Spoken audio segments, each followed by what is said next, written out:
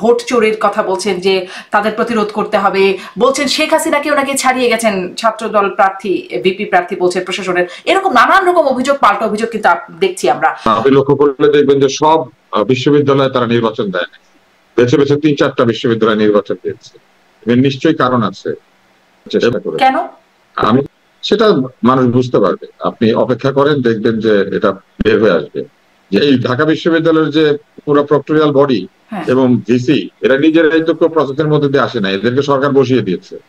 জাতীয় নির্বাচনে তো আমরা অনির্বাচিত সরকারের দ্বারাই চাই না, যে সরকার পালায়ে গেছে সেই সরকার পালায়ে গেলে অনির্বাচিত সরকার ছাড়া কেমনে আসবে? ওই সরকারকে নির্বাচন দিয়ে, ওই সরকার থাকাকালীন তো দাবি ছিল তত্ত্বাবধায়ক সরকারের, তাই না? সারা দুনিয়াতে তত্ত্বাবধায়ক সরকার দিয়ে নির্বাচন হয়, সেটা হয় না, কিন্তু নির্বাচন ঠিক মতো হয়। নির্বাচন ঠিক মতো করতে তত্ত্বাবধায়ক সরকার লাগে না, চোর বদমাইশ বাটপার ক্ষমতায় থাকলে নির্বাচন ঠিক। দুঃখের ব্যাপার তো সেটাই যে চোর বদমাইশ বাটপাররাই কেন যেন মানে যখন সরকার বা দলীয় সরকার থাকে তখন কেন জানি সেরকমই একটা পরিস্থিতি তৈরি হয়ে যায়। ভোটার হাতের অধিকারের কথা বলে আইসা চুরি বাটপারি করলে তাদেরকে কে বিশ্বাস করবে? আওয়ামী লীগ যে চোর, এইটা হচ্ছে আওয়ামী লীগের প্রথম সমালোচনা। ভোটও চুরি করছে, টাকাও চুরি করছে। এই মঞ্চ একাত্তর সাথে সম্পৃক্ততার কথা বলে সেই সন্ত্রাস বিরোধী আইনেই আবু আলম শহীদ খান সাবেক সচিব গ্রেপ্তার হলেন, এরপরে আরো একজন সচিব গ্রেপ্তার হয়েছে। এরকম ডানপন্থার উত্থান এখন হয় না, ডানপন্থা আরো আগে থেকে আওয়ামী লীগের হাত দিয়ে উত্থান হচ্ছে। আওয়ামী লীগ বিকেমে ফ্যাসিস্ট পার্টি বা বিকামে এক্সট্রিম রাইট। আওয়ামী লীগ মুখে বলতো যে সে মধ্যপন্থী, মুখে বলতো সে সংস্কৃতি পছন্দ করে, কিন্তু সে তার নিজের সংস্কৃতির বাইরে কারো সংস্কৃতি পছন্দ করে। তার নিজের একটা সংস্কৃতি আছে, ওইটা সে সবার জন্য প্রেসক্রাইব করতো। এখন যেটা হয়েছে এটা অরাজকতাবাদীদের উত্থান, অ্যানার্কিস্টদের উত্থান। এরা কোনো আইনি রাখতে দিতে চায় না, এরা নিজের হাতে আইন তুলে দিবে, যাকে খুশি তাকে যা খুশি করবে, একে গালি দিবে, ওকে মারবে, ওর বাড়ির সামনে বসে পড়বে। আমার আজকের অতিথি গণমাধ্যম ব্যক্তিত্ব ডাক্তার আব্দুল নূর তুষার। ডাক্তার আব্দুল নূর তুষার, আপনাকে স্বাগত জানাচ্ছি পালস অফ পলিটিক্সে আমার আজকের আয়োজনে। আমি শুরু করি, বরাবরই আপনি যখন আসেন আমরা অনেকগুলো বিষয় নিয়ে কথা বলি। একদম ডাকসু নির্বাচন এর ভোট গ্রহণ শেষ হয়েছে, শেষের দিকে এসে ভোট হবার পরে মানে নির্বাচন ভোট গণনার সময় থেকে আমরা দেখছি নানান রকম অভিযোগ, পাল্টা অভিযোগ। বৈষম্য বিরোধী ছাত্র আন্দোলনের ভিপি প্রার্থী তারা বলছেন, সাংবাদিক মানে বলছেন শিবির প্রার্থী সাদিক কায়েম তিনি কেন্দ্রের ভেতরে মেকানিজম করেছেন আর ছাত্রদল বাইরে থেকে, এটা তার অভিযোগ। এদিকে ছাত্রদল আবার স্লোগান দিচ্ছে যে শিবির, জামাত শিবির এর প্রার্থী তারা এরকম কথা বলছেন, ভোট চোরের কথা বলছেন যে তাদের প্রতিরোধ করতে হবে, বলছেন শেখ হাসিনাকেও নাকি ছাড়িয়ে গেছেন ছাত্রদল প্রার্থী, ভিপি প্রার্থী বলছেন প্রশাসনের, এরকম নানান রকম অভিযোগ, পাল্টা অভিযোগ কিন্তু দেখছি আমরা। আপনি আসলে প্রক্রিয়াটা কেমন মনে হলো, এই মানে এর পরবর্তী সময় এখন পরিস্থিতি কেমন মনে হচ্ছে, সামনে কি সংঘাত হতে পারে কিনা আপনার বিশ্লেষণ জানতে চাই। প্রথমত আমি ডাকসু নির্বাচন সেইভাবে ফলো করি, এই জন্য করি না যে আমার কাছে নির্বাচনটা একদমই গুরুত্বপূর্ণ। যে সরকার সামনে জাতীয় নির্বাচনের দিকে যাচ্ছে সেই সরকার হঠাৎ করে শিক্ষা প্রতিষ্ঠানের নির্বাচনের জন্য অস্থির হয়ে গেল, এই পুরো ব্যাপারটার মধ্যে এক ধরনের অসুবিধাজনক বিষয়। এবং আপনি লক্ষ্য করলে দেখবেন যে সব বিশ্ববিদ্যালয়ে তারা নির্বাচন দেয় না, বেছে বেছে 3-4টা বিশ্ববিদ্যালয় নির্বাচন দিয়েছে। নিশ্চয়ই কারণ আছে, এবং যে কারণ রয়েছে সেটা কিন্তু এখন কিছু কিছুটা মানুষ বুঝতেও পারবে যে কেন তারা অল্প কয়েকটা বিশ্ববিদ্যালয়ে এইভাবে নির্বাচন দিয়েছেন। তাড়াহুড়া করে তারা নির্বাচন শেষও করার চেষ্টা করে। আমি মনে করি যে সেটা মানুষ বুঝতে পারবে। আপনি অপেক্ষা করেন, দেখবেন যে এটা বের হয়ে আসবে যে কি কারণে তারা এটা করেছেন। কিন্তু যে বিষয়টি পরিষ্কারভাবে বোঝা গিয়েছে সেটি হচ্ছে যে এই নির্বাচনটি অনেকটা দায়সারা ভাবে করা হয়েছে, কেননা অভিযোগ তো আসতেই পারে যে আগে থেকে ব্যালট বাক্সে ব্যালট ভরা হয়েছে। তাহলে তারা এই যে প্রাচীন কালের এই লোহার ফ্যাক্টরি থেকে বানানো এক ধরনের আলমারি সদৃশ্য ব্যালট বাক্সে কেন ব্যালট ঢুকে? ট্রান্সপারেন্ট ব্যালট বাক্স তৈরি করা এখন কোনো ব্যাপারই না। RFL এর বাক্স পাওয়া যায়, ওইটাকে শুধু কিনে লক করে চারিদিকে বন্ধ করে ওইটাকে ভালোভাবে ওইটার ভিতরেই বানানো সম্ভব ট্রান্সপারেন্ট ব্যালট বাক্সে। ফলে ট্রান্সপারেন্ট ব্যালট বাক্সে কয় টাকা খরচ হতো? তারা ইচ্ছা করে এইসব অভিযোগের জায়গা রেখেছেন। এবং তারপরে তারা আরেকটা কাজ যেটা করেছেন, তারা প্রাতিষ্ঠানিকভাবে এক ধরনের কাণ্ড কারখানা করেছেন যেটা নিয়ে ছাত্ররা বিক্ষুব্ধ হয়েছে। যেমন কিছু কিছু শিক্ষক কোনো কোনো প্রার্থীকে ভালো বলেছেন, কিছু কিছু শিক্ষক কোন একটি বিশেষ দলের লোককে বলেছেন তোমরা 100 ফিটের মধ্যে থাকতে পারবে না, আবার অন্যদেরকে যেতে দিয়েছেন। এরকম নানান কাণ্ড কারখানা করেছেন, যেগুলি করার মধ্যে দিয়ে আসলে আমার কাছে মনে হয়েছে যে কর্তৃপক্ষেরই ভালো প্রস্তুতি ছিল না। তাদের উচিত ছিল এই শিক্ষকদেরকে ট্রেন করা কি করে এই ভোটটা করতে হয়। আর বাকিটা হচ্ছে হার জিতের ব্যাপার। আমি মনে করি যে পরাজিত পক্ষ যখন পরাজিত হয়ে যেতে শুরু করে তখন নানান ধরনের অভিযোগ এমনিতেই তুলতে থাকে। আমি ডাকসু নির্বাচনে একদমই মাথা ঘামাচ্ছি না, এই ডাকসু কোনো ভ্যালু নাই। আমি আপনাকে একটা জিনিস বলি, সেটা হচ্ছে এই ঢাকা বিশ্ববিদ্যালয়ের যে পুরো প্রক্টোরিয়াল বডি এবং ভিসি এরা নিজেরাই তো প্রসেসের মধ্যে দিয়ে আসে নাই, এদেরকে সরকার বসিয়ে দিয়েছে। এরা তো কোনো প্রসেসের মধ্যে দিয়ে আসে নাই। আপনি তো জানেন যে ঢাকা বিশ্ববিদ্যালয়ের শিক্ষকদের মধ্যে একটা নির্বাচন হয়, সেই নির্বাচনের মধ্যে দিয়ে ভিসি প্রার্থীরা তাদের প্যানেল নির্বাচিত হয়, তারপর সেই প্যানেল থেকে একজনকে বেছে নেওয়া হয়। যিনি এখন ঢাকা বিশ্ববিদ্যালয়ের ভিসি তিনি কোনো প্যানেল থেকে এসেছেন, তাকে দিয়ে দেওয়া হয়েছে। ফলে অনির্বাচিত একটি প্রতিষ্ঠানের অনির্বাচিত ভিসি, অনির্বাচিত প্রক্টর, তারা মিলে একটা নির্বাচন আয়োজন করেছেন। তাদের নিজেদেরই গণতন্ত্রের ঠিক নাই, তারা আবার একটা গণতান্ত্রিক নির্বাচন আয়োজন করার চেষ্টা করেছেন। এই সবকিছুর মধ্যে একটা গোঁজামিল আছে। এই গোঁজামিলই তো আমরা আসলে মানে আমাদের জাতীয় নির্বাচন প্রক্রিয়াও কি সেই গোঁজামিল না? না, কোনটা? মানে আপনি বলছেন অনির্বাচিত প্রশাসন এখন একটা নির্বাচন আয়োজন করছে, আমাদের জাতীয় নির্বাচনের জন্য তো মানে জাতীয় নির্বাচনে তো আমরা অনির্বাচিত সরকারের দ্বারাই চাই। তার কোনো উপায় নাই, নির্বাচিত সরকার পালায় গেলে কি করবে? আপনি যারা যে নির্বাচিত সরকার বলতেছেন, প্রথমত তারা নির্বাচন করতো না, তারা আমরা তো কোনো সময় চাইছি না। যে সরকার পালায় গেছে সেই সরকার পালায় গেলে অনির্বাচিত সরকার ছাড়া কেমনে আসবে? ওই সরকারকে নির্বাচন দিয়ে ওই সরকার থাকাকালীন তো দাবি ছিল তত্ত্বাবধায়ক সরকারের, তাই না? ওটাই তো মূল দাবি ছিল। ওই সরকার থাকাকালে তত্ত্বাবধায়ক সরকারের দাবির চাইতে যেটা বেশি দাবি ছিল সেটা হচ্ছে নিরপেক্ষ নির্বাচন। ওই সরকার থেকে কিন্তু 3টা নির্বাচন করেছে এবং সেইখানে বিশেষ বিশেষ রাজনৈতিক দল অংশ নিয়েছে। 18তে বিএনপি অংশ নিয়েছে, তার আগেও দলগুলি অংশ নিয়েছে, পরেও দল অংশ নিয়েছে একটা দুইটা। ফলে নির্বাচনটা এমন হয় নাই যে কেউ অংশ নেয় নাই, নিয়েছিল, কিন্তু তারা নির্বাচন করতো না। সবাই জানতো যে নির্বাচনের ফলাফল নির্দিষ্ট। ফলে ওই সরকার তো আসলে নির্বাচন করতো না, ওই সরকার নির্বাচন করতো না এটা সবাই জানে। ওরা সবসময় অনির্বাচিত ছিল। 2028 নির্বাচনের পর থেকে বাকি যতগুলো নির্বাচন করেছে কোনো নির্বাচনের আগামাথা ছিল না। একটার মধ্যে 153 জন ইলেক্টেড হয়ে গেছে, আরেকটার মধ্যে লোকজনকে ডেকে নিয়ে এসে তারপরে 5টা-6টা সিট ধরাই দিচ্ছে, আরেকটার মধ্যে তো কেউ নির্বাচন করেই নাই, নিজেরা এবং নিজেদের ভাই বোনেরা মিলে নির্বাচন করেছে। আগের সরকার যদি না পলাইতো তাহলে কি সরকার আসতো? এই সরকার আসার পিছনে সম্পূর্ণ দায়িত্ব তো আগের সরকারের, পলাই গেছে দেখে। জি, তা তো বটেই, কিন্তু আগের সরকার কে তো আর নির্বাচনকালীন সরকার হিসেবে কেউ চায় নাই, চেয়েছিল সবাই তত্ত্বাবধায়ক সরকারের আমলে। আগের সরকারকে নির্বাচনকালীন সরকার হিসেবে না চাইলে নির্বাচনগুলি কিভাবে হয়েছে? 18 সালে নির্বাচন হয়েছে, সেগুলো তো ঠিক হয় না, আপনিও বলছেন আমরা জানি। আগের সরকারকে বিশ্বাস করার পরে আগের সরকার প্রতারণা করেছে। আগের সরকার নির্বাচন নিয়ে টাল বাহানা করে নির্বাচনের পুরো পদ্ধতিটাকে নষ্ট করে দিয়ে গণতন্ত্রহীন একটা দেশ কায়েম করেছিল। ফলে তত্ত্বাবধায়ক সরকারের দাবি ছিল গণতন্ত্রে।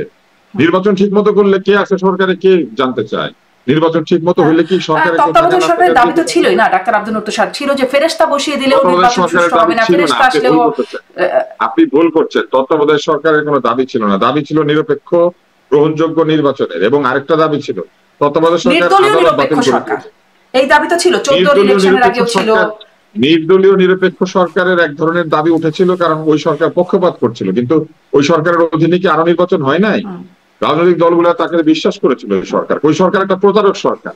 আমি মাঝে মাঝে লক্ষ্য করি যে সেটি তো বটেই নির্বাচন সুষ্ঠু হয় নাই। 14 নির্বাচনের আগে থেকে কিন্তু এই নির্দলীয় নিরপেক্ষ সরকারের দাবিটি ছিল। যাক, আবার একটু চোর যে ছিল এবং পলাতক যে হয়েছে, এই দুইটা আপনি স্বীকার করেন? হ্যাঁ, তা তো বটেই। তারপরে তো বাকিটা না, তা তো বটেই, তারা তো ঠিকমতো করে নাই। চোর পালিয়ে গেলে আসবে কোথা থেকে? চোর পালানোর পরে যে সরকার এসেছে এটা তো চোর পালানোর পরের সরকার। জি, এটা চোর পালানোর পরে সরকার। এই সরকার আসার আগে, এই পালানোর আগেও আসলে এই দাবিটি তত্ত্বাবধায়কের দাবি বা নির্দলীয় নিরপেক্ষ দাবি সেই 14 সাল থেকে নির্বাচনের দাবি ছিল। শোনেন, তত্ত্বাবধায়ক সরকার না কোন সরকার ওইটাতে কিছু আসে যায় না। দাবি ছিল নিরপেক্ষ সঠিক নির্বাচন এই সরকারের আন্ডারে হইলেও যদি নিরপেক্ষ না হয়, মানুষ বলবে নির্বাচন নিরপেক্ষ হয় না। সারা দুনিয়াতে তত্ত্বাবধায়ক সরকার দিয়ে নির্বাচন হয়, সেটা হয় না, কিন্তু নির্বাচন ঠিক মতো হয়। নির্বাচন ঠিক মতো করতে তত্ত্বাবধায়ক সরকার লাগে না, চোর বদমাইশ বাটপার ক্ষমতায় থাকলে নির্বাচন ঠিক। দুঃখের ব্যাপার তো সেটাই যে চোর বদমাইশ বাটপাররাই কেন যেন মানে যখন সরকার বা দলীয় সরকার থাকে তখন কেন জানি সেরকমই একটা পরিস্থিতি তৈরি হয়ে যায়। ভোটার হাতের অধিকারের কথা বলে আইসা চুরি বাটপারি করলে তাদেরকে কে বিশ্বাস করবে?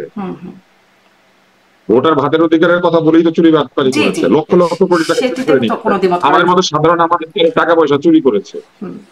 জি, সেটা ঠিক আছে। আমি এবারে আরেকটু আসি যে আপনার কি মনে হয় যে এই পরিস্থিতিকে নিয়ে, মানে ডাকসু তো এখনো ফলাফল যেহেতু হয়নি, তারপরে কি একটা সহিংস পরিস্থিতি হতে পারে?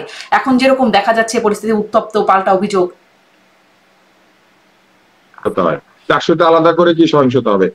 এই বিশ্ববিদ্যালয়ে সহিংসতা হয় নাই, পিটায় লোকজন মানে নাই। এই বিশ্ববিদ্যালয়ে আগে পরে সহিংসতা হয়, বিশ্ববিদ্যালয়ের ছেলেপেলেরা বের হয়ে আসা অন্য জায়গা থেকে মহব করে। সুতরাং এইখানে আলাদা করে সহিংসতার কি আছে? পুরো দেশই তো সহিংসতার মধ্যে আছে। আচ্ছা, পুরো দেশ সহিংসতার মধ্যে আছে, এই প্রসঙ্গটা আরেকটু আসবো, কিন্তু স্বরাষ্ট্র উপদেষ্টা বলছেন যে ডাকসু নির্বাচনের মডেলেই জাতীয় নির্বাচন হবে। এটি কি আমাদের জন্য একটা আশার বার্তা, নাকি আপনি কেমন? ডাকসু নির্বাচনের মডেলটা কি জিনিস? ডাকসু নির্বাচনের মডেলটা আসলে কি? ডাকসু নির্বাচনের মডেলটা আসলে কি? এটা একটু অনেক ব্যাখ্যা করে বলবে বা আপনি বলতে পারেন। আমি তো ডাকসু নির্বাচনের আলাদা কোনো মডেল দেখি না। ডাকসু তো পিয়ার নাই, ডাকসু থেকে উচ্চ কক্ষ নিম্ন কক্ষ আছে, ডাকসু থেকে পার্সেন্টেজ রিপ্রেজেন্টেশন আছে, ডাকসুতে কি অনিবন্ধিত মানে ডাকসুতে পড়ে না, ঢাকা ইউনিভার্সিটিতে পড়ে না, রেজিস্ট্রেশন নাই, তারা নির্বাচন করতে পারে? সেই নির্বাচন হবে, সেই মডেলে হবে? ওনাদের তো বহু দল আছে, এখনো রেজিস্ট্রেশন নাই, বহু প্রার্থী মানে বহু দল আছে যার কোনো প্রার্থী নাই। তো ডাকসু মডেলে নির্বাচন কিভাবে করবে? ডাকসু মডেলে কি পিয়ার হবে? মানে এটার মধ্যে আসলে কোনো অর্থ খুঁজে পান না আপনি? হ্যাঁ, আমি অনেক কিছু অর্থ খুঁজে পাই না, এটা আমারই দুর্বলতা, আমি বুঝি না।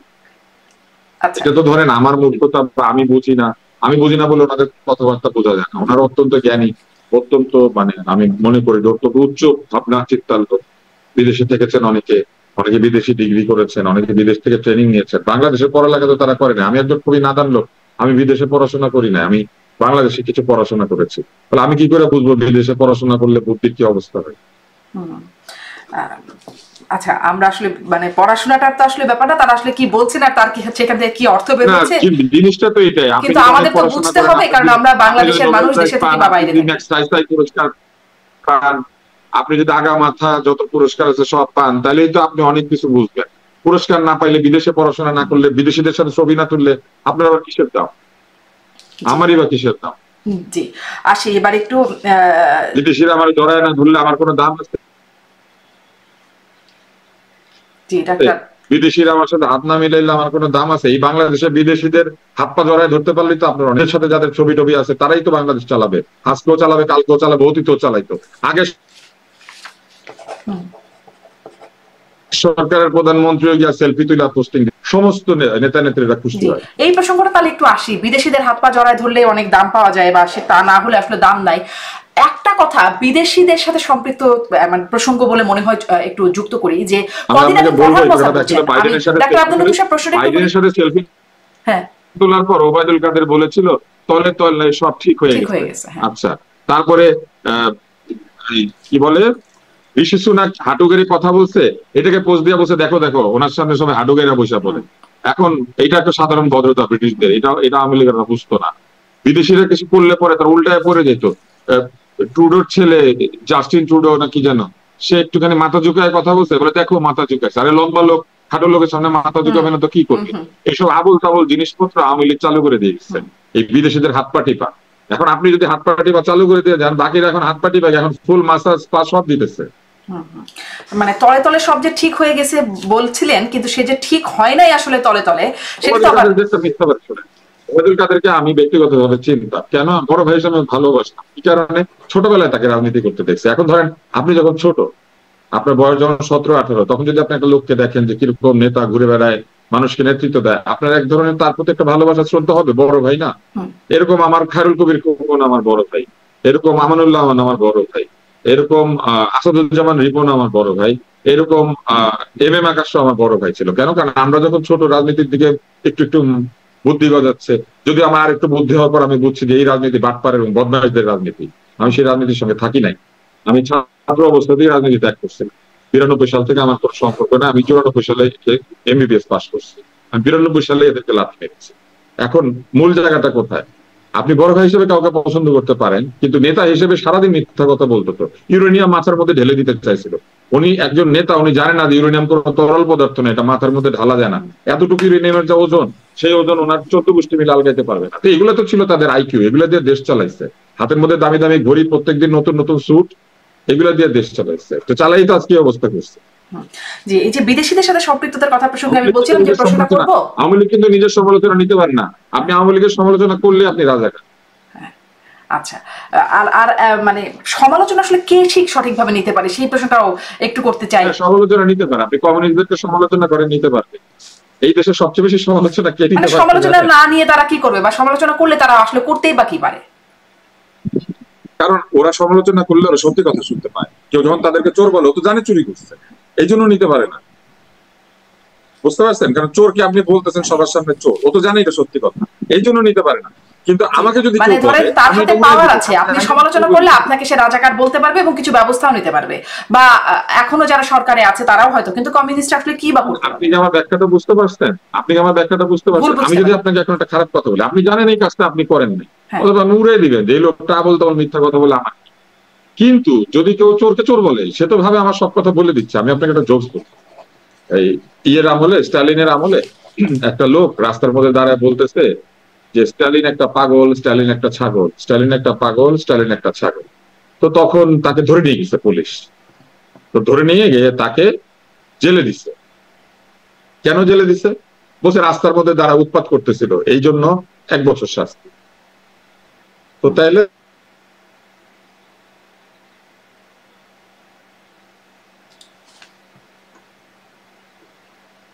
বাকি বলে যে বাকি 10 বছর শাস্তি হচ্ছে রাষ্ট্রীয় গোপন তথ্য ফাঁস করে দিছে। আপনি বুঝতে পারছেন কথা? আচ্ছা, মাঝখানে একটু ফ্রিজ হয়ে গিয়েছিল, মানে 1 বছর সাজা হচ্ছে উৎপাত করছে, আর বাকি 10 বছর হচ্ছে রাষ্ট্রীয়। বলেছে 1 বছর শাস্তি হয়েছে, সে রাস্তায় দাঁড়ায় পাগলামি করতেছিল, সেই জন্য উৎপাত। 10 বছরের সাজা হয়েছে যে সে রাষ্ট্রের গোপন তথ্য ফাঁস করে দিচ্ছে। স্টালিন যে একটা পাগল এবং ছাগল সে বলে দিচ্ছে। তো স্টালিন মাইন্ড করবে না? সত্যি কথা বলে দিচ্ছে তো, এই জন্য 10 বছরের সাজা। আওয়ামী লীগ যে চোর, আওয়ামী লীগ যে চোর, এইটা হচ্ছে আওয়ামী লীগের প্রথম সমালোচনা। ভোটও চুরি করছে, টাকাও চুরি করছে। জি জি, এখন তো মানে খুব ভালোভাবেই বলা যায়, সেটি তাদেরকে বললে এখন আর কিছু হয় না, কিন্তু সরকারকে সমালোচনা করলে কি কিছু হয়? আমি মানে ওই একটা বিদেশিদের প্রশ্নটা আবার এড়িয়ে গেলাম, আমি পরের প্রশ্নে চলে আসি, যেহেতু এই প্রসঙ্গ চোরকে চোর বললে সাজা বা ব্যবস্থা প্রসঙ্গটি আসলো। আমরা দেখলাম মঞ্চ ৭১, সেখানে লতিফ সিদ্দিকী, আমাদের সাংবাদিক মঞ্জুর আলম পান্না, হাফিজুর রহমান কার্জন, শ্রদ্ধেয় শিক্ষক আমাদের তিনি, তারা একের পর এক মানে তারা গ্রেপ্তার হলেন, তারা কারাগারে আছেন, তাদের মানে জামিন হচ্ছে না, রিমান্ডটা কি হবে বা হয়েছে কিনা আমি এখন অবশ্যই সবশেষ খবর জানি না, আবেদন করা হবে এতটুকু পর্যন্ত জানতাম। তারপরে এই মঞ্চ ৭১ সাথে সম্পৃক্ততার কথা বলে সেই সন্ত্রাস বিরোধী আইনেই আবু আলম শহীদ খান সাবেক সচিব গ্রেপ্তার হলেন, এরপরে আরো একজন সচিব গ্রেপ্তার হয়েছেন সন্ত্রাস বিরোধী আইনেই।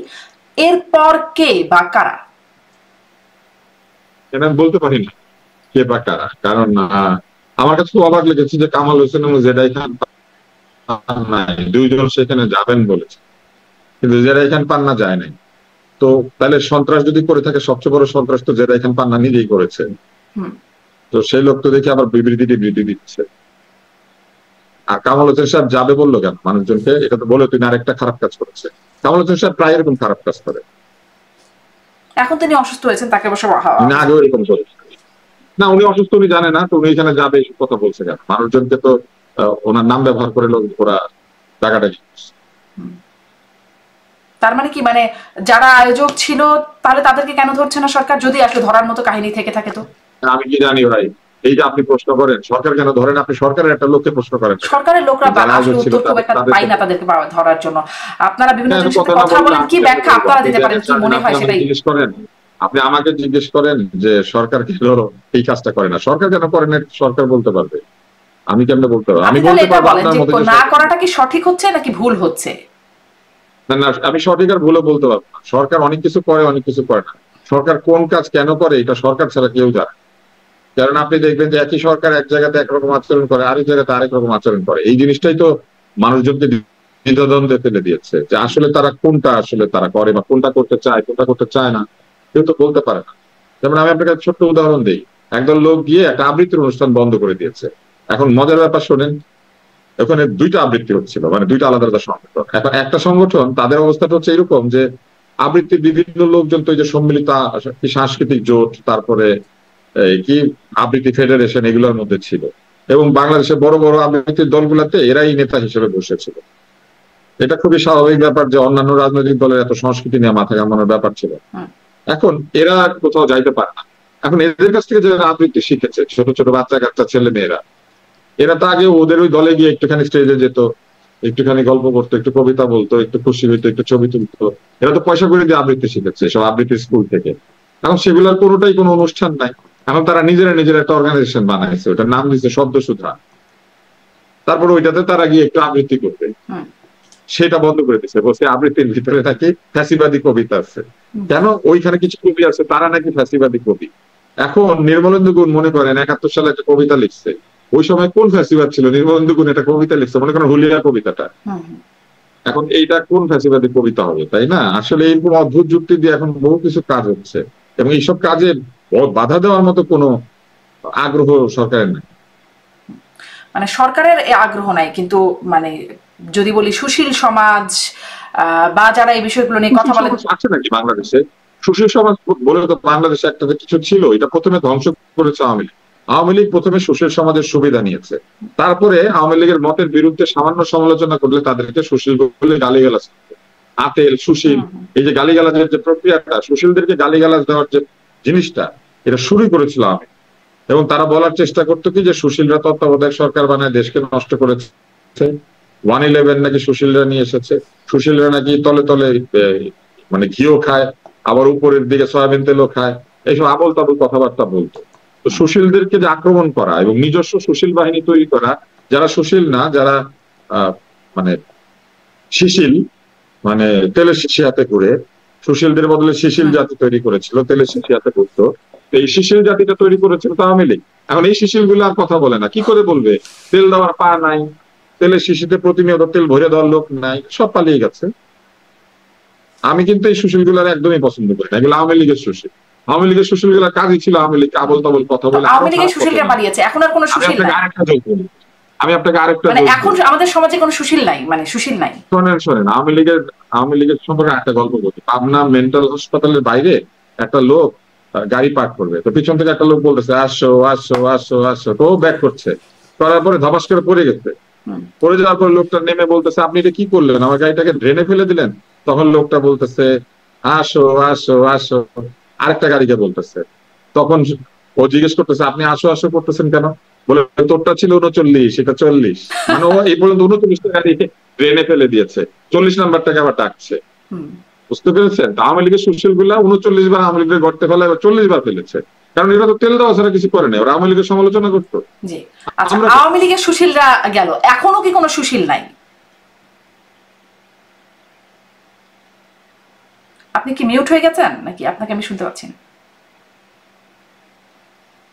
বলতে দিত না কেন? আল মাহমুদ তাদের দলের কবি না, এই ধরনের একটা কবি যার কবিতা কিনা বাংলাদেশের সেরা কবি। আওয়ামী লীগটাই কাজ করেছিল, সুশীল সমাজকে বিভক্ত করে, রাজনৈতিক ভাবে তাদেরকে আলাদা করে, সুশীল সমাজের মধ্যে নিজেদের লোকজন তৈরি করে সুশীল সমাজটাকে নষ্ট করেছিল আওয়ামী লীগ। কি নষ্ট করে?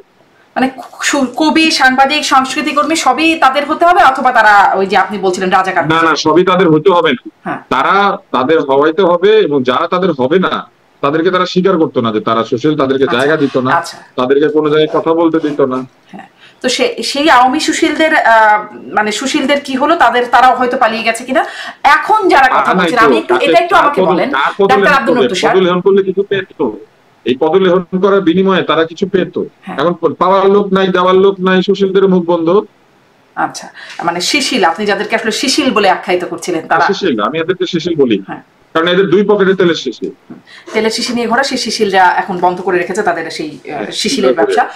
কিন্তু এখন যারা তখন সমালোচনা করার যে সমস্যা ছিল, এখন আমি আসলে যে প্রসঙ্গটা নিয়ে তুলছিলাম যে মঞ্চ ৭১-এর সাথে সম্পৃক্ত সবাই, আপনি বলছেন আয়োজকদের কিছু হচ্ছে না, বাকিদেরকে জেলে ভরছে, মানে কারোর কি কিছু হওয়া উচিত? তাদেরকেও কি জেলে ভরা উচিত নাকি? আসলে ব্যাপারটা আমি এটার উত্তর দিয়েছি, আমি এই প্রশ্নটার উত্তর দিচ্ছি, এটা নিয়ে আমি আলোচনা করতে আগ্রহী। মানে তাহলে কি মানে তাদের নিয়তিটা কি বলে আপনার মনে হয়? তারা কি জেলে, যারা আগে ছিলেন তাদের মধ্যে জেলে থাকবে এরকমই মনে হচ্ছে? বিচার আদালত যদি ঠিক থাকে তাহলে কোনটা সত্য কোনটা মিথ্যা সেটা তো বের হবে, তাই না? বিচার এবং আদালতকে প্রমাণ করতে হবে বিচারের মধ্যে দিয়ে যে তারা সুবিচার দিচ্ছে। সুবিচার না হইলে মানুষ বুঝে, ভুয়া মামলা হইলেও মানুষ বুঝে। মানুষের সেন্স তো আর কমন সেন্স, এটাকে তো আপনি সরাই নিতে পারবেন না। মানুষ বুঝে না এটা ভাবার তো কোনো কারণ নাই। এনসাইক্লোপিডিয়া ব্রিটানিকা একটা খুব সুন্দর কথা আছে যে পৃথিবীর মানুষের সবচেয়ে পাওয়া যায়, মানে মানুষের যে সাধারণ বুদ্ধি, এটাকে বলে কমন সেন্স, কিন্তু এখানে বলা আছে যে কমন সেন্স হচ্ছে পৃথিবীর সবচেয়ে রেয়ার সেন্স। এই যে সাধারণ বোধ বুদ্ধি, এটাই পৃথিবীতে খুঁজে পাওয়া যায় না। এবং মানুষ আরেকটা কথা বলে, মানে যাদের উইজডম আছে তারা বলে যে ক্ষমতায় গেলে এই কমন সেন্স একদম হারিয়ে যায়। তো এখন কমন সেন্স হারিয়ে গেছে। কাকে ধরবে কাকে ধরবে না এই ব্যাখ্যাটা আসলে সরকারের। মানুষ তো দেখতে পায় কোনটা সত্য কোনটা মিথ্যা। আপনি তো ঢেকে রাখতে পারবেন। আওয়ামী লীগকে ঢেকে রাখতে পেরেছিল যে তারা চুরি করে, কেউ কি ঢেকে রাখতে পেরেছে তার অপরাধ? এটা পারে না। সুতরাং অপরাধের কোনটা অপরাধ না, কোনটার জন্য কি শাস্তি হওয়া উচিত, এগুলো তো মানুষ বুঝে। আপনি যতই ক্ষমতা থেকে যাই করেন না কেন, কোনটা অন্যায় হচ্ছে আর কোনটা ন্যায় হচ্ছে এটা প্রশ্ন করে জানার কিছু নাই। আপনি নিজের বুদ্ধি দিয়ে বিচার করেন না। আমি মনে করেন আপনার ইন্টারভিউটা নিচ্ছে, আপনি বলেন আপনার এটা ভালো লাগছে, আপনার কি মনে হয় এটা দেখে? না, কারণ আমিও এটার বাইরে ছিলাম, আমি বাইরে থেকে দেখছি, তাই না? আমি তো ওখানে যাইনি। আমি আসলে যদি আপনি আমাকে প্রশ্নটা করেন, আমার মনে হয় যে আমি স্পষ্ট হতে পারছি না যে তাদের অপরাধটা কি, তাদের মানে তাদের তো বলতে হবে সন্ত্রাস বিরোধী। আমি হয়তো স্পষ্ট হই নাই, আমি এটা স্পষ্ট হবো, আমি হই নাই, জাতীয় স্পষ্ট হয় নাই। স্পষ্ট করার দায়িত্ব কার? আপনি বলেন। তাহলে যেগুলো চোখের সামনে স্পষ্ট দেখা যাচ্ছে সেখানে সরকার আসলে ব্যবস্থা নিতে পারছে না, কিন্তু যেগুলো অস্পষ্ট ধোঁয়াটে কারণে সরকার গ্রেপ্তার করছে, তাহলে এটার জন্য কি মানে এটা এই বিষয়ে একটা বক্তব্য বিবৃতি বা কিছু তো একটা বলার থাকা দরকার নাকি? আপনি ফেডারেশন গুলোর নাম জানেন না? এতগুলো যে ফেডারেশন পালতো আওয়ামী লীগ, ওই ফেডারেশন গুলোর নেতা নেত্রীদেরকে ডাকেন, একদিন জিজ্ঞেস করেন, এই শিশিলদেরকে ডাকেন না। এই শিশিলরাই তো আওয়ামী লীগকে ঘুরতে পালাইছে। কারণ সারাদিন তালি দিত, আসো আসো আসো, 39 40, সারাদিন তালি দিত। এখন কি কোনো শিশিল আছে? এখন কি সব শিশিলরা শেষ হয়ে গেছে নাকি এখনো শিশিল আছে? বাদর নাচে যে বাদরটা তালি দিতে থাকে না, এরা ওরকম বাদর নাচ করছে। তালি দিত আর খালি তালি দিত, যাই করে তালি দিত, তালি দিতে দিতে ফালে দিচ্ছে। ডাক্তার আব্দুর রফ তুষার, এখন কি কোনো তালি দেওয়া শিশিল আছে নাকি সব শেষ? এখন তো সুশীল সমাজ না। কোথায় সুশীল? মানে শিশিল সমাজ আছে কিনা আপনার ভাষায়? শিশিল সমাজ সবসময় থাকে, শিশিল সমাজ গজায় যায়। কারণ শিশিল সমাজ ছাড়া তো ক্ষমতার কাছ থেকে কিছু আদায় করা যায়। ক্ষমতার কাজই হচ্ছে ক্ষমতার পা দেখা যায়, ক্ষমতার হাত দেখা যায় হচ্ছে নির্যাতনে, পা দেখা যায় হচ্ছে তেল দেওয়ার জন্য। ক্ষমতার হাত আর পাই দেখা যায় দুইটা। হাত হচ্ছে মানুষের উপরে নির্যাতন করে, ক্ষমতার লম্বা হাত বলে না, আর পা হচ্ছে এটা গেড়ে বসে থাকে, উঠবে না, সে ক্ষমতার চেয়ারে বসে থাকবে। চারটা হচ্ছে চেয়ারের পা, দুইটা হচ্ছে নিজের পা, 6 পা নিয়ে বসে। এখন এই 6 পায়ের মধ্যে 2 পায়ের মধ্যে তেল দিলে ক্ষমতা আহু করে, যে তেল দেয় তারা কিছু দিয়ে দেয়।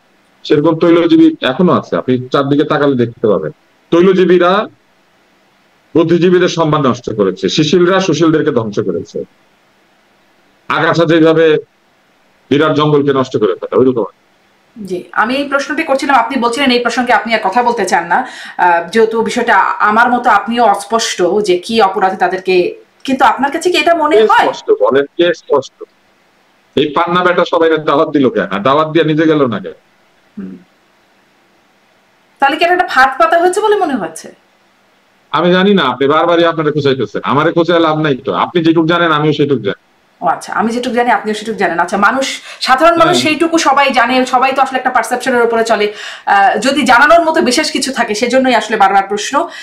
আচ্ছা, এটা যদি আপনি আর এই বিষয়ে বলতে না চান তাহলে আমার প্রশ্নটা তাহলে রয়ে গেল যে আসলে এরপর কে বা এরপর কারা আরো আছে কিনা, তালিকাটা আরো লম্বা হবে কিনা সেটি আমাদের জানা নাই। তাহলে একটা ঘটনা আর একটা মাঝখানে দেখলাম যে এনিবডি ক্যান বি, বিকজ ওইখানে তো কেন কাকে কি জন্য ধরতেছে কেউ তো জানে না।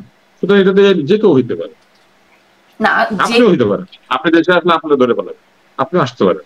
হ্যাঁ, আপনি হতে পারেন। হ্যাঁ, হইতে পারে না, ধরার জন্য কোনো কারণ লাগে না। শিশিলরা তো আর হবে না, তারা তো নিশ্চয়ই আশেপাশে জিজ্ঞেস করলে আমাকে, শোনেন, এরপরে কি আমাকে জিজ্ঞেস করলে আমার একটা টিয়া পাখি পালতে হবে, তারপরে কাগজ রাখতে হবে, তবে টিয়া পাখিটা হাঁটতে হাঁটতে যাবে, যাওয়ার পর টিয়া পাখি একটা নাম তুলবে, আমি বলবো এইটা।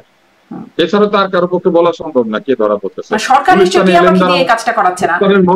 গুলিস্তানের মোড়ে দাঁড়িয়ে এলেন দ্বারা এটা খোঁজাখুঁজি না করলে, বাটি চালান না দিলে বোঝা সম্ভব না তো, কারণ এটা তো কোনো যুক্তি নাই না। কিন্তু এটার তো একটা নিশ্চয়ই ট্রেন্ড আছে, সরকার তো নিশ্চয়ই টিয়া পাখি দিয়ে নাম উঠিয়ে উঠিয়ে জেলখানায় ঢুকাচ্ছে না। আল্লাহ জানে, আমরা তো জানি না। আপনি জানেন? না, আমি জানি না। আপনি আমার বারবার বলাতে চাচ্ছেন, আপনি খুঁজে বের করেন না টিয়া পাখি। আমার আসলে সেই খুঁজে বের করার সামর্থ্য নাই ডাক্তার আব্দুর নূর তুষার। এর মাঝখানে একটা ঘটনা দেখলাম যে কাদের সিদ্দিকীর বাসায় টাঙ্গাইলে তার বাড়িতে হামলা হলো, তারপর তিনি একটা সমাবেশ ডাকলেন, তারপরে সেখানে ছাত্রদেরও কোন একটা সংঘ যেন সমাবেশ ডাকলো, এবং তারপর সেখানে 144 ধারা জারি হলো টাঙ্গাইলে। কাদের সিদ্দিকী বললেন মুক্তিযোদ্ধাদের সমাবেশে 144 ধারা জারি করা হলো বা করতে দেওয়া হলো না, এটা একটা নজির সৃষ্টি হলো, এরকম একটা কথা তিনি বলেছেন। একটু আপনার কাছে এই ঘটনাটাকে কি মনে হয় যে পাল্টাপাল্টি? কারণ আওয়ামী লীগের সময়, আপনি আওয়ামী লীগের কথা বলছেন, আওয়ামী লীগের সময় আমরা দেখতাম যে যখন বিএনপি একটা সমাবেশ বা কিছু একটা বিক্ষোভ দিত, তখন দেখা যেত আওয়ামী লীগও পাশাপাশি দিত, পুলিশ বলতো কেউই অনুমতি পেল না।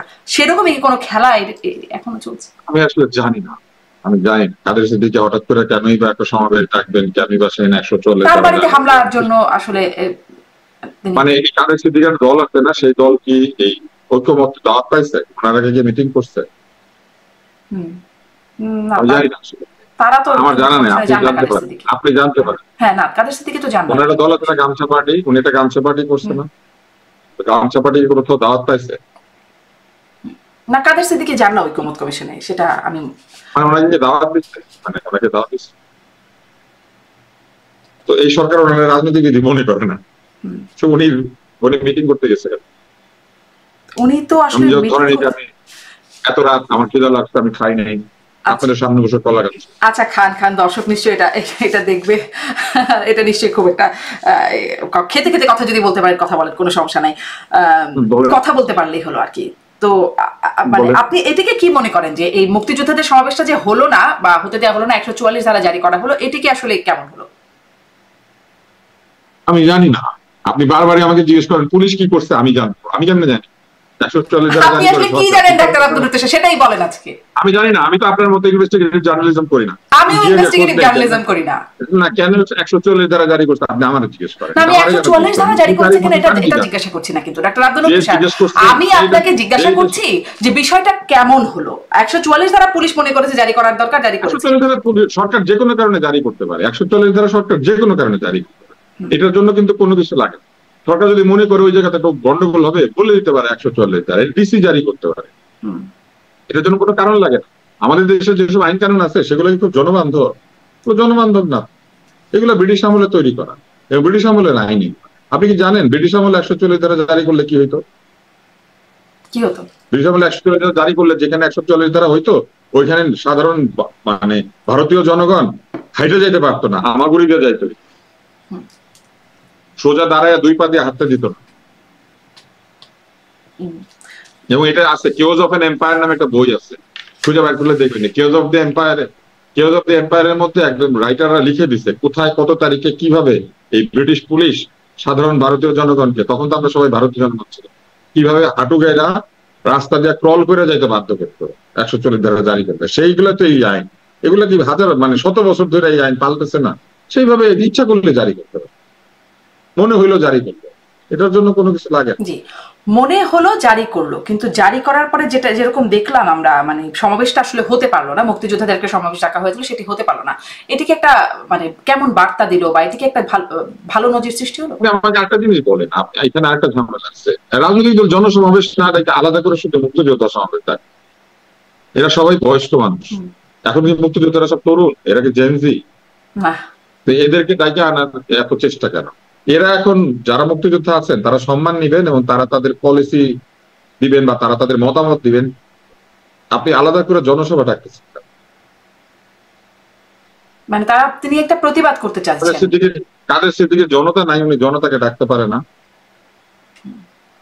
তো মুক্তিযোদ্ধাদের ডাকলে সমস্যা কি? সমস্যা আছে না, জনতা আমার কাছে কোনো সমস্যা নাই, কিন্তু আলাদা করে ডাইকা না আপনি সুযোগ দিতেছেন কেন সবগুলার একসাথে ধরার জন্য? আপনার মনে হয় যে এরকম সবগুলো একসাথে আসলে সবগুলোকে একসাথে ধরার মতো একটা প্রক্রিয়া চলবে? আমার মনে হয় না। আপনি বারবার আমাকে জিজ্ঞেস করেন, আমার মনে হয় না। আপনার কি মনে হয়? এই প্রশ্ন আমার কাজই তো জিজ্ঞাসা করার জন্যই আপনাকে গভীর রাতে প্রশ্নেরই ধারা বদলাইতে হবে আপনাকে। আপনি বারবার বলতে থাকেন আপনার কি মনে হয়, আপনি কি জানেন, আমি কিছু জানি না। তাহলে কি আপনাকে ডাকাটাই ভুল হয়েছে ডাক্তার আব্দুল লতিফ স্যার? আপনি অনেক কিছু জানেন, আপনি অনেক কিছু বিশ্লেষণ করতে পারেন বলেই আপনার বিশ্লেষণগুলো এটা বদলাইতে হবে। কারণ আপনি আমাকে বারবার জানতে চাচ্ছেন এটা কেন করছে, ওইটা কেন করছে, কে কোনটা কেন করছে, আমি কেমনে বলবো? না, কে কোনটা কেন করেছে সেটি আমার প্রশ্ন না ডাক্তার আব্দুল লতিফ স্যার, আপনি একটু খেয়াল করে আমার প্রশ্নগুলো শুনেন। আমি বলছি এই বিষয়টা কেমন হলো, এটা কেমন বার্তা যাচ্ছে, এটা নিয়ে আপনার বিশ্লেষণ কি, এই হচ্ছে আমার প্রশ্ন। একটু আগে আমি আপনাকে কমন সেন্স নিয়ে গল্প বলছি, আপনি কি চান এখন আমি আবার কমন সেন্স নিয়ে গল্প বলি? আপনার যতটুকু কমন সেন্স আমারও ততটুকু কমন সেন্স। জি, সেই কমন সেন্স গুলো শেয়ার করেন, সেই কমন সেন্স গুলো শেয়ার করেন। প্রশ্ন করার তো কিছু নাই, যে প্রশ্নের উত্তর সবাই জানে, এটা তো কষ্ট করে প্রশ্ন করতে হয়। আপনার সাথে আমার এখন তর্ক হইতেছে। আমার মনে হয় না আসলে আমরা সবাই এই প্রশ্নগুলোর উত্তর একই ভাবে জানি, এক একজন এক এক রকম ভাবে জানে, সেজন্য আমি জানি না। আমি বলেছি আমি জানি না। হ্যাঁ, আচ্ছা, আপনি এটাই জানেন না। আপনি কি এই বিষয়টি একটু বলতে আগ্রহী হবেন যে মানে আমাদের আইন শৃঙ্খলা পরিস্থিতি একটু খারাপের দিকে, বলেছেন আমাদের স্বরাষ্ট্র উপদেষ্টা আর কি সম্প্রতি মবের ঘটনা প্রসঙ্গে তাকে। একটু খারাপের দিকে না, আইন শৃঙ্খলা পরিস্থিতি অনেক খারাপ, এটা উনি বললেই হবে না।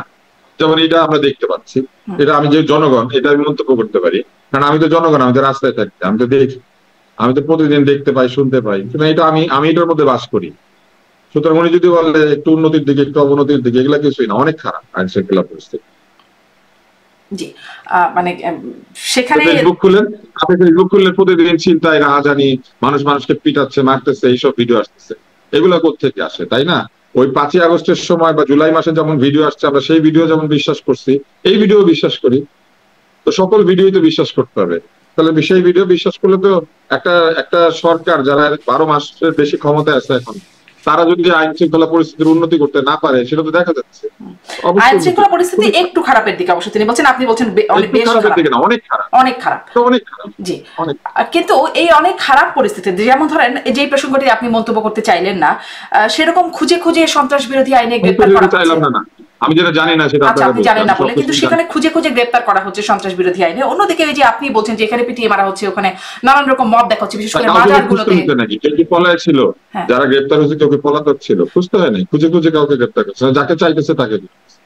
কিন্তু ওই তো একটা নির্দিষ্ট আইনে তাকে তার মবের মানে মবকারী হিসেবে ধরছে না, সন্ত্রাস বিরোধী আইনে ধরছে তাদেরকে। আমার প্রশ্নটা হচ্ছে তাদেরকে এভাবে না, আপনার এটা ছাড়া আর কোনো বিষয় না। না, আমার বিষয় আছে, আমার প্রশ্নটা আপনি শোনেন। তাদেরকে ধরা যাচ্ছে, কিন্তু এই যে মাজারে হামলা হচ্ছে বা দরবার শরীফে হামলা হচ্ছে, একের পর এক মব হচ্ছে, 7 জন না 9 জনকে মাজারে হামলার জন্য ধরেছে, কিন্তু মাজারে যখন হামলা হচ্ছে তখন কেউ বাধা দেয় না। তো বিষয়টা এরকম যে আগে করে ফেলো, হ্যাঁ আগে করে ফেলো তারপরে ধরো, তো এটা তো আসলে অর্থহীন হয়ে যায়। তো আমার প্রশ্নটা এখানেই যে এখানে কেন আসলে এইভাবে ধরতে পারছে না? এটা কি আপনার কিছু মনে হয় যে এখানেও কোনো পারছে না, সীমাবদ্ধতা না নাকি উদ্দেশ্য? এইটা আবার বলতে পারবে পুলিশের, তো আপনি বারবারই বলেন কেন ধরতে পারছে না, কেন ধরতে পারছে না, আমি কেমনে বলবো? পুলিশের কি আপনি আমাকে বলেন, ধরেন আজকে সকালে কেন আপনি ডিম ভাজতে পারেন না, আমি কেমনে বলবো? বিষয়টা তেমন না মোটেই ডাক্তার আব্দুল লতিফ স্যার। এই প্রশ্নগুলোই এখন বারবার জিজ্ঞাসিত হচ্ছে যে এটা কি পুলিশের সীমাবদ্ধতা নাকি পুলিশের, আমি জানি না কেন। Why and how, that is two different question. কেন ধরছে না এটা যে ধরছে না সে বলতে পারবে, আমি কেমনে বলবো কেন ধরছে না? আমারটা তো হবে স্পেকুলেশন। সেটাই আমি আসলে সেটাই জানতে চাচ্ছি যে এই যে ধরতে পারছে না, ধরতে যে পারছে না সেটা আমরা দেখছি ডাক্তার আব্দুল লতিফ স্যার। আমি স্পেকুলেশন থেকে কোনো কিছু বলি না। এখন জানলে বলি, না জানলে না। আপনার কি মনে হয় এটা সীমাবদ্ধতা নাকি এখানে কেন ধরছে না এটার উত্তর দিবে স্বরাষ্ট্রমন্ত্রী। কেন দিচ্ছেন না? তিনি তো আসলে কিছুটা খারাপের দিকে আমি বলতে পারি উনি ধরে না, আমি বলতে পারি উনি ধরে না, সেটা আপনিও বলতে পারেন উনি ধরে না। তো সেখানে আসলে আপনার কি মনে হয় এখানে সীমাবদ্ধতা নাকি এখানে আসলে উদ্দেশ্যের ঘাটতি বা সৎ উদ্দেশ্যের ঘাটতি? আপনার কি মনে হয় আমি যে পাঞ্জাবি পরছি, আমার শার্ট নাই, এটা সীমাবদ্ধতা নাকি আমি পাঞ্জাবি পরছি এটা আমার চয়েস? এটা আমি বলতে পারি এটা আপনার চয়েস। হ্যাঁ আপনি বললেন, কিন্তু এটা তো সত্যি না হইতে পারে, আমার শার্ট নাই আসলে। না আমি জানি, এটা আমি জানি ডাক্তার আব্দুল লতিফ স্যার, এটা একদম স্বাভাবিকভাবে সবাই জানে। আপনার মতো অবস্থা সম্পন্ন মানুষের শার্ট থাকে, পাঞ্জাবিও থাকে। জানেন দেখে উত্তর দিচ্ছেন, আপনি জানেন দেখে উত্তর দিচ্ছেন, আমি এরকম জানলে উত্তর দেই, না দিলে আমি এরকম আপনার মতোই বলি। যেটা আচ্ছা, আপনি জানেন না যে সরকারের মানে আইন শৃঙ্খলা বাহিনীর সীমাবদ্ধতা নাকি উদ্দেশ্যের ঘাটতি, এই বিষয়ে আপনার কোনোই ধারণা নাই? না, এটা কি আমি আইন শৃঙ্খলা বাহিনীর সাথে কাজ করি, ওনাদের বন্দুকে গুলি আছে নাকি নাই আমি জানি। আচ্ছা, মানে আসলে সীমাবদ্ধতা নাকি আসলে তাদের সতীর্থ মানে ইচ্ছার অভাব, এই বিষয়ে আপনার কোনো ধারণা নেই, এই বিষয়ে আপনি আসলে বলতে পারবেন না। সম্পর্কে আমার ধারণা নেই, কারণ এই ধারণা থাকতে গেলে you have to be transparent. আপনাকে কথা বলতে হবে, আপনাকে এমন ভাবে কাজ করতে হবে যেটা লোকে বুঝতে পারে। বুঝতে না পারলে আমি আন্দাজে কল্পনা করে কেমনে বলবো। এখানে এখন আমরা আরেকটা প্রসঙ্গে একটু যাই। মির্জা ফখরুল ইসলাম আলমগীর বলছেন ডানপন্থা, মাঝখানে বেশ কয়েকবার আপনি এটা নিশ্চয়ই শুনেছেন যে ডানপন্থা, উগ্রপন্থা, দক্ষিণ পন্থার বিস্তার হচ্ছে বা উত্থান হচ্ছে, এরকম প্রসঙ্গে মির্জা ফখরুল ইসলাম আলমগীর বেশ কয়েকবার বলছেন। এখানে আসলে এই যে সম্প্রতি ঘটনাগুলো দেখা যাচ্ছে সেটা কি তার কোনো প্রতিফলন বলে মনে করেন? এই ডানপন্থা দক্ষিণ পন্থার উত্থান বলে? ডানপন্থার উত্থান বলে শব্দ আসলে আমি কোনো কিছু দেখি না, এটা কোনো ডানপন্থার উত্থান নয়। এখানে অরাজকবাদী যারা এনার্কিস্ট তাদের উত্থান হয়েছে। ডানপন্থীরা কি আইন কানুন মানে না? পৃথিবী যেখানে যাবেন বরং তারা কঠোর কঠোর আইন করতে হবে। ডানপন্থীরা মূলত আইনের মাধ্যমে, কঠোর কঠোর আইনের মাধ্যমে এক ধরনের তীব্র সংখ্যার জোরে অথবা তাদের দলের জোরে তারা দেশ শাসন করতে চায়, এবং ডানপন্থাই এক পর্যায়ে গিয়ে ফ্যাসিস্ট হয়ে যায়। অতএব আওয়ামী লীগ যেটা করেছিল, আওয়ামী লীগ তো উগ্র ডান দলে পরিণত হয়েছিল, আওয়ামী লীগ তো মাঝখানে ছিল না। তো সেই রকম ডানপন্থার উত্থান এখন হয় না, ডানপন্থা আরো আগের থেকে আওয়ামী লীগের হাত দিয়ে উত্থান হচ্ছে। আওয়ামী লীগ বিকেমে ফ্যাসিস্ট পার্টি বা বিকামে এক্সট্রিম রাইট। আওয়ামী লীগ মুখে বলতো যে সে মধ্যপন্থী, মুখে বলতো সে সংস্কৃতি পছন্দ করে, কিন্তু সে তার নিজের সংস্কৃতির বাইরে কারো সংস্কৃতি পছন্দ করে। তার নিজের একটা সংস্কৃতি আছে, ওইটা সে সবার জন্য প্রেসক্রাইব করতো। তো সেই রকম ডানপন্থার উত্থান অনেকদিন থেকে হয়েছে, কিন্তু এখন যেটা হয়েছে এটা অরাজকতাবাদীদের উত্থান, অ্যানার্কিস্টদের উত্থান। এরা কোনো আইনি রাখতে দিতে চায় না, এরা নিজের হাতে আইন তুলে দিবে, যাকে খুশি তাকে যা খুশি করবে, একে গালি দিবে, ওকে মারবে, ওর বাড়ির সামনে বসে পড়বে, কারোর কাছ থেকে চাঁদা তুলবে, কাউকে গিয়া পায়ে ধরে সালাম করবে, কারোটা ভালো বলবে, কারোটা খারাপ বলবে, ওদের মনের ইচ্ছা মতো ওরা চলতে চায়। এটা অরাজকতাবাদী, এটা হচ্ছে অ্যানার্কিস্ট। সেই অরাজকতাবাদী মানে এটির একটা বিস্তার আপনি দেখতে পাচ্ছেন। সে এখন তাহলে সেটা নিশ্চয়ই সরকারের জনপ্রিয়তার উপরে তার একটা প্রভাব পড়ছে, যেহেতু এই বিষয়গুলোর বিস্তার বা এই সরকারের জনপ্রিয় হওয়ার তো কোনো দরকার নেই। এই সরকার ভোটে দাঁড়াবে না, ভোটে দাঁড়াবে না, জনপ্রিয়তা করার তো কিছু নাই। এই সরকারকে জনপ্রিয় হইতে আসছিল, এই সরকার আসছিল দায়িত্ব পালন করে মানুষকে দেখাই দিতে যে প্রকৃত দায়িত্ব পালন কেমন হয়, একটা মডেল সরকার কিরকম হয়। এইটা হচ্ছে এই সরকারের দায়িত্ব। এই সরকারের মডেল সরকার হওয়ার কথা, আদর্শ সরকার হওয়ার কথা, যেটা দেখে রাজনীতিবিদরা শিক্ষা নিবে যে দেখো সরকার কেমনে চালাইতে হয়। তো সেইটা হচ্ছে এই সরকারের দায়িত্ব। এটা তো জনপ্রিয়তা হওয়ার জন্য এরা আসে নাই, এরা কি ভোটে দাঁড়াবে? যে জনপ্রিয়তা দিয়ে কি করবে? ধরেন খুব জনপ্রিয় হয়ে গেল, তাহলে কি তারা এই দেশটা চালাইতেই থাকবে নির্বাচন ছাড়া? তা তো না। বলে এই সরকার তো জনপ্রিয় হইতে আসে না। এই সরকার আসছিল মডেল ফার্মেসি, মডেল থানা, ওরকম মডেল সরকার, মানে এইরকম লেখাপড়া জানা এত ভালো ভালো লোক। তাহলে এই সরকারের আদর্শ সরকার হওয়ার কথা, তারা আদর্শ সরকার হয়ে আমাদেরকে দেখাবে, তাদের তো জনপ্রিয় সরকার হওয়ার দরকার। সেই আদর্শ সরকারের জায়গায় মানে 8ই আগস্টে সেই আদর্শ সরকারের যে অবস্থান ছিল, এখন নিশ্চয়ই সেই আপনি যে অরাজকতার চিহ্ন দেখছেন তার নিশ্চয়ই একটা প্রভাব তার উপরে পড়েছে। আপনি কি এখন আরো অরাজকতা বেড়ে গিয়েছে, যার ফলে এই সরকার আদর্শ সরকার হইতে পারে নাই। জি, আমি এই প্রশ্নটা মাঝে মাঝে করি যে এই আপনি আসলে এই সরকারকে, আপনি অবশ্য আদর্শ সরকারের জায়গায় মাপকাঠিটা মাপছেন আদর্শ জায়গা থেকে, সেখানে আপনি সরকারকে 8ই আগস্ট গত বছরের 8ই আগস্টে কেমন মার্ক দিতেন? আপনি আসলে গত বছরের 8ই আগস্টে কেমন নাম্বার দিতেন আর এখন আপনার এখানে এসে কেমন নাম্বার দেবেন? আমি নাম্বার দেই না, আপনারা এই অনুষ্ঠানে আগেও একবার আমাকে নাম্বার, আমি প্রায়ই এই প্রশ্নটা করি। আমি নাম্বার দেই না, নাম্বার দেওয়ার কিছু নাই। সরকার তো ভোটে দাঁড়ায় নাই, সরকার তো আমার জনপ্রিয়তার অ্যাপ্রুভালও চায় না। নাম্বার দেওয়ার অন্যদিকে সরকার পারছে, সরকার কিছু পারে নাকি পারে না, পারলে 100, না পারলে 0। সরকার তো একটা কাজ করে না, তাই না? সরকার 100টা কাজ করে। সরকার আইন শৃঙ্খলা রক্ষা করে, সরকার ব্যাংকিং ব্যবস্থা নিয়ন্ত্রণ করে, সরকার অর্থনীতি নিয়ন্ত্রণ করে, সরকার শিশু ও নারী কল্যাণ করে। সরকার তো বহু কাজ আছে, একটা কাজ বলে যে যেখানে ভালো কাজ করতেছে ওইখানে 100, আর যেটা পারতেছে না ওইখানে 0। আচ্ছা, আপনি 10টা পেপারে পরীক্ষা দেন, অঙ্কে ফেল করছেন নাকি? অঙ্কে ফেল করলে তো আপনি পুরাটাই ফেল। ওইরকম আপনি যদি 1টা 2টা 3টা জায়গায় ফেল করেন তাহলে পুরাটাই ফেল হয়ে যায়। যার মধ্যে একটা হচ্ছে মানুষের নিরাপত্তা, মানুষের জানমালের নিরাপত্তা, আরেকটা হচ্ছে সুবিচার। এই দুইটা হচ্ছে প্রাইমারি দায়িত্ব সরকারের। তারপরে যদি তারা অর্থনীতি অন্য কিছু না পারে তাহলে আরো ফেল করতে থাকে, কিন্তু জানমালের নিরাপত্তা হচ্ছে সরকারের প্রথম দায়িত্ব।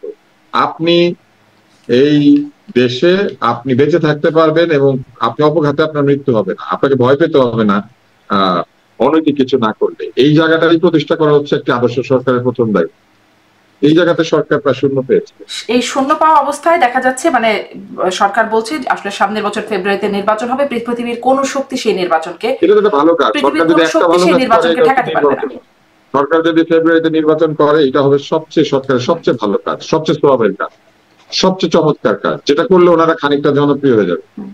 পৃথিবীর কোন শক্তি সেই নির্বাচনকে ঠেকাতে পারবে না বলে এই সরকার দাবি করছে। কিন্তু উপদেষ্টা আসিফ মাহমুদ, আমি একটু প্রশ্নটা করি ডাক্তার আব্দুল নূর তুষার, উপদেষ্টা আসিফ মাহমুদ বলছেন যে ডিসেম্বরে ভোট চাওয়া অনেকেই এখন নির্বাচন পেছানোর ষড়যন্ত্রে লিপ্ত। এই কথাটি বলছেন উপদেষ্টা আসিফ মাহমুদ।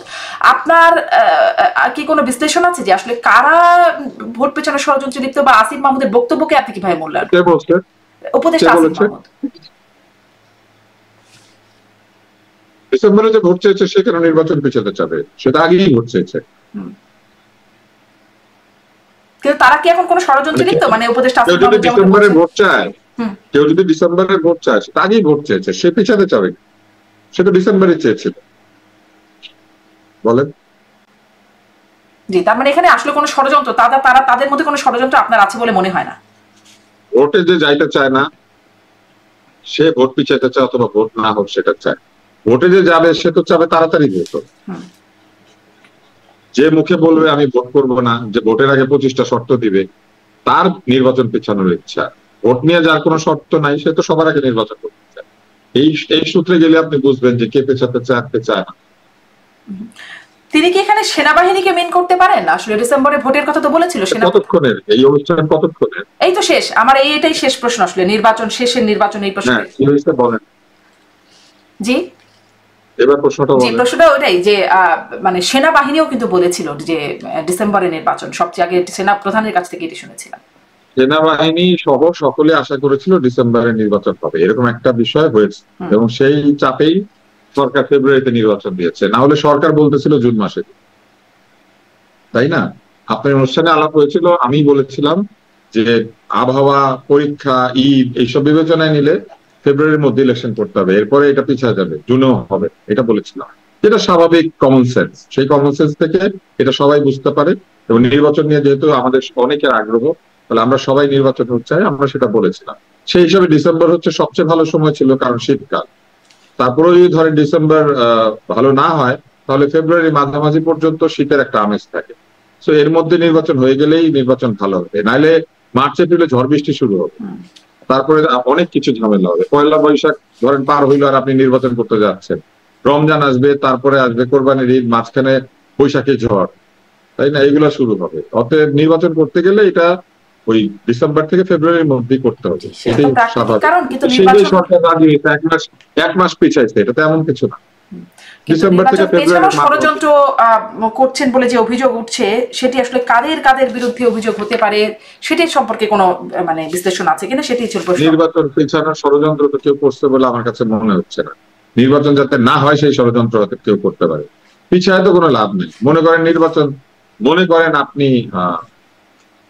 আপনি একটা টেলিভিশন কিনবেন, তো এটা আপনি এখন না কিনে 2 মাস পরে কিনছেন, তো পিছায় কি লাভ হলো? 2 মাস টিভি দেখলেন না, এই তো। ফলে নির্বাচন পিছায় কারো লাভ হবে না, নির্বাচন বন্ধ করলে কারো লাভ হতে পারে। কেউ যদি ষড়যন্ত্র করে সে পিছাতে চাইবে কেন? পিছালে সে জিতবে, ব্যাপারটা তা না। কেউ যদি চায় সে নির্বাচন বন্ধ করতে চাবে, ষড়যন্ত্র আল্লাহরা নির্বাচন বন্ধ করতে চাবে, তারা নির্বাচন পিছাতে চাবে, পিছালে তো হবে জিনিসটা। আওয়ামী লীগের কি নির্বাচন বন্ধ করার কোনো ষড়যন্ত্র থাকতে পারে? এটাও দাবি করা হচ্ছে যে লোক মনে করেন, যে লোকের বিশ্বকাপে খেলার যোগ্যতা নাই, বাংলাদেশ মনে করেন বিশ্বকাপ বানচাল করার চেষ্টা করতেছে, ব্যাপারটা এরকম হয়ে গেল না? বাংলাদেশ বিশ্বকাপে চান্সই পাবে না, কিন্তু বাংলাদেশ বিশ্বকাপ বানচাল করে দিবে, ব্যাপারটা এরকম হয়ে গেল না? আওয়ামী লীগের নিজের কোনো ঠিক নাই, নেতা নেত্রীরা দেশে নাই, আওয়ামী লীগের লোকজন কোথাও দাঁড়াইতে পারে না, আওয়ামী লীগ নির্বাচন বানচাল করতে চাবে। কি কারণে? নির্বাচনে সে অংশই নিতে পারবে না, এটা বানচাল করলে কি আর না করলেই কি? ও কি পিছালে পরে অংশ নিতে পারবে? আওয়ামী লীগের এখন কি অবস্থা আপনি দেখেন, আওয়ামী লীগ কোথা থেকে এটা বানচাল? তারপরে এই যে অভিযোগ তোলা হয় নির্বাচন বানচালে ভারত থেকে আওয়ামী লীগ ষড়যন্ত্র করছে, নির্বাচন হইলে কি আওয়ামী লীগের ক্ষতি হবে? কোন নির্বাচন যদি হয়ে যায়, জি সেটি তো প্রশ্ন। না হইলেও যে কোনো লাভ হবে, না হইলেও কি আওয়ামী লীগের লাভ হবে, আর হইলে কি আওয়ামী লীগের লাভ হবে? কোনোটাতে আওয়ামী লীগের লাভ হবে না। নির্বাচনের সাথে তার সম্পর্কই নাই, তার নিজের নিবন্ধন নিয়ে টানাটানি, তার নিজের রাজনৈতিক দলের অস্তিত্ব নিয়ে টানাটানি, সে নির্বাচন হইলে কি না হইলেই। তার মানে নির্বাচন বানচালে আওয়ামী লীগের ষড়যন্ত্র, এই বিষয়টির খুব একটা ভিত্তি নাই। না, এগুলো হইলো কেউ না কেউ বানচাল করতে হবে, না কাউকে না কাউকে শত্রু বলতে হবে। এখন ধরেন আপনার পরাজিত শত্রু, সে যেহেতু এখানে উপস্থিত নাই, বলে একটা কিছু বললেই তো হয়, বলে। কিন্তু আসলে যারা নির্বাচন পিছাতে চাবে বা পিছাতে চাবে না, এদের নির্বাচনের সঙ্গে এদের ক্ষমতার কোনো সম্পর্ক থাকতে হবে, নাইলে সে পিছায় দিবে। অনেক ধন্যবাদ ডাক্তার আব্দুল নূর তুষার। কেউ যদি নির্বাচন পিছালে কেউ যদি জিততে পারে, কিংবা নির্বাচন না হইলে কেউ যদি ক্ষমতার সুধা পান করতে পারে, তারা চাবে। এটা তো আওয়ামী লীগের চাওয়া না চাওয়ার কথা না। আওয়ামী লীগ এখানে সিনের বাইরে, আপনার এই আওয়ামী লীগ নাই তো দেশে। আওয়ামী লীগ কোথায়? আওয়ামী লীগ পালাই গেছে, একবার আমরা বলতেছি, আবার বলতেছি আওয়ামী লীগ ষড়যন্ত্র। পালানো লোক ষড়যন্ত্র করবে কেন? জি অনেক ধন্যবাদ ডাক্তার আব্দুল নূর তুষার। আমরা যখন প্রোগ্রামটি করছি তখন আসলে অনেক রাত, আপনি ক্ষুধায় কাতর অবস্থায় কথা বলছেন, এজন্য হয়তো অনেক প্রশ্ন আপনি উত্তর দিতে। আমি কোনো কিছু অনেক প্রশ্ন যেটা উত্তর দিই না সেটা উত্তর দিব না। কিছু কিছু প্রশ্ন মানে সাথে ক্ষুধার কোনো সম্পর্ক নাই। অনেক ধন্যবাদ ডাক্তার আব্দুল নূর তুষার, অনেক ধন্যবাদ আপনাকে। এই প্রশ্নগুলো অযৌক্তিক। আমি আপনার একটা কথা বলি শারমিন, সেটা হলো আপনারা যেহেতু ইন্টারনেটে এই শো করেন, আপনারা constantly you want to create a debate and you want to create some kind of a sensational question. আপনারা সারাক্ষণ পুশ করতে থাকেন এটা উত্তর দিতে, যেটার উত্তর আমি দিব না, এটা আপনি আমার পেটে বোমা মারলো ভাই, এই চেষ্টা আমার সাথে না করাই ভালো। জি, না তারপরেও আমার এই কাজটা আমাকে করে যেতে হবে। আপনিও এখন একটা টক শো করেন, সেখানে আপনিও ক্রমাগত প্রশ্নই করেন। আমি এটা করি, আমি কখনো কি কেন কিভাবে এই নিয়ে বা কি মূল্যায়ন, এই হচ্ছে প্রশ্নের একটা বেসিক কনক্লুশনে যে থাকতেই হয়। আমি কখনো কেন জিজ্ঞেস করি না, কেনর উত্তর দিতে পারবে যে সেই কাজটা করছে সে, আমি বাকিটা জিজ্ঞেস করি। আমি কোনো জিজ্ঞেস করি না যে কেন করছে, কেন করছে এটা জিজ্ঞেস করতে হবে যে করেছে সে। কেন করেছে বলে আপনার মনে হয় ডাক্তার আব্দুল নূর তুষার, কেন করেছে বলে আমার মনে হয়, আমার নানান রকম কিছু মনে হতে পারে। সুন্দর একটা ছবি আছে না আপনার পিছনে, যে সুন্দর একটা ছবি আছে, মনে করেন এখানে দেখা যাচ্ছে অনেকগুলো উদ্ভিদ এবং পথ, তো মনে করেন এগুলো একটা আশ্রয় ভেঙে ফেলছে, যদি এটা আসল না, আপনি একটা ছবি নিয়েছেন, মনে করেন কেউ আশ্রয়তে, এখন ও আশ্রয়তেছে, আমি আপনারা জিজ্ঞেস করতেছি কেন ভাঙে, ও যে ভাঙতেছে তারে জিজ্ঞেস করতে হবে আপনি কেন ভাঙেন, ব্যাপারটা এরকম। জি, না তারপরেও আমি অবশ্য প্রশ্নের যৌক্তিকতা পাই। আমি তখন এইভাবে প্রশ্নটা এভাবেই করবো যে ও কেন আছড়াচ্ছে বলে আপনার মনে হয়, আপনার কি মনে হয় ওর উদ্দেশ্য কি হতে পারে? আমি 30-35 বছর উপস্থাপনা করছি, তো ফলে আমার কাছে মনে হয় যে অন্তত আর কিছু না হোক অভিজ্ঞতা আমি ব্যাপারটা বুঝি, আমাকে দাও দিচ্ছি। তো এই সরকার ওনার রাজনীতিবিদ মনে করে না, উনি মিটিং করতে গেছে, উনি তো আসলে ধরেন আমি এত রাত আমার খিদা লাগছে, আমি খাই নাই, আপনাদের সামনে বসে কলা খাচ্ছি। আচ্ছা খান, দর্শক নিশ্চয়ই এটা দেখবে, এটা নিশ্চয়ই খুব একটা খেতে খেতে কথা যদি বলতে পারেন কথা বলেন, কোনো সমস্যা নাই, কথা বলতে পারলেই হলো আর কি। তো মানে আপনি এটিকে কি মনে করেন যে এই মুক্তিযোদ্ধাদের সমাবেশটা যে হলো না বা হতে দেওয়া হলো না, 144 ধারা জারি করা হলো, এটিকে আসলে কেমন হলো? আমি জানি না, আপনি বারবারই আমাকে জিজ্ঞেস করেন পুলিশ কি করছে, আমি জানবো, আমি কেমনে জানি? আপনি আসলে কি জানেন ডাক্তার আব্দুল নূর তুষার, সেটাই বলেন আজকে। আমি জানি না, আমি তো আপনার মতো ইনভেস্টিগেটিভ জার্নালিজম করি না। আমিও ইনভেস্টিগেটিভ জার্নালিজম করি না। না, কেন 144 ধারা জারি করতে আপনি আমারে জিজ্ঞেস করেন? আমি 144 ধারা জারি করতে কেন এটা জিজ্ঞাসা করছি না কিন্তু ডাক্তার আব্দুল নূর তুষার, আমি আপনাকে জিজ্ঞাসা করছি যে বিষয়টা কেমন হলো। 144 ধারা পুলিশ মনে করেছে জারি করার দরকার, জারি করেছে। 144 ধারা সরকার যে কোনো কারণে জারি করতে পারে, 144 ধারা সরকার যে কোনো কারণে জারি করতে পারে, এটার জন্য কিন্তু কোনো কিছু লাগে না। সরকার যদি মনে করে ওই জায়গাতে একটু গন্ডগোল হবে, বলে দিতে পারে 144 ধারা, ডিসি জারি করতে পারে, এটার জন্য কোনো কারণ লাগে না। আমাদের দেশে যেসব আইন কানুন আছে সেগুলো খুব জনবান্ধব না, এগুলো ব্রিটিশ আমলে তৈরি করা, এবং ব্রিটিশ আমলের আইনই। আপনি কি জানেন ব্রিটিশ আমলে 144 ধারা জারি করলে কি হইতো? ব্রিটিশ আমলে 144 ধারা জারি করলে যেখানে 144 ধারা হইতো, ওইখানে সাধারণ মানে ভারতীয় জনগণ হাইটে যেতে পারতো না, হামাগুড়ি দিয়ে যাইতো,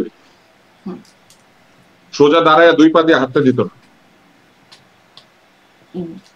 এবং এটা আছে, কেওজ অফ এন এম্পায়ার নামে একটা বই আছে, খুঁজে বের করলে দেখবেন। কেওজ অফ দ্য এম্পায়ারের মধ্যে একদম রাইটাররা লিখে দিছে কোথায় কত তারিখে কিভাবে এই ব্রিটিশ পুলিশ সাধারণ ভারতীয় জনগণকে, তখন তো আমরা সবাই ভারতীয় জনগণ ছিল, কিভাবে হাঁটু গায়েরা রাস্তা দিয়ে ক্রল করে যাইতে বাধ্য করতো 144 ধারা জারি করতে। সেইগুলো তো এই আইন, এগুলো কি মানে 100 বছর ধরে এই আইন পাল্টেছে না, সেইভাবে ইচ্ছা করলে জারি করতে হবে, মনে হইলো জারি করতে, এটার জন্য কোনো কিছু লাগে না। জি, মনে হলো জারি করলো, কিন্তু জারি করার পরে যেরকম দেখলাম আমরা, মানে সমাবেশটা আসলে হতে পারলো না, মুক্তিযোদ্ধাদেরকে সমাবেশ ডাকা হয়েছিল সেটি হতে পারলো না, এটিকে একটা মানে কেমন বার্তা দিল বা এটিকে একটা ভালো নজির সৃষ্টি হলো? আমাকে একটা জিনিস বলেন, এখানে আরেকটা ঝামেলা আছে, রাজনৈতিক দল জনসমাবেশ না ডাকে আলাদা করে শুধু মুক্তিযোদ্ধা সমাবেশ ডাকে, এরা সবাই বয়স্ক মানুষ, এখন কি মুক্তিযোদ্ধারা সব তরুণ, এরা কি জেনজি?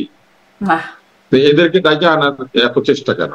এরা এখন যারা মুক্তিযোদ্ধা আছেন তারা সম্মান নিবেন এবং তারা তাদের পলিসি দিবেন বা তারা তাদের মতামত দিবেন, আপনি আলাদা করে জনসভা ডাকতেছেন,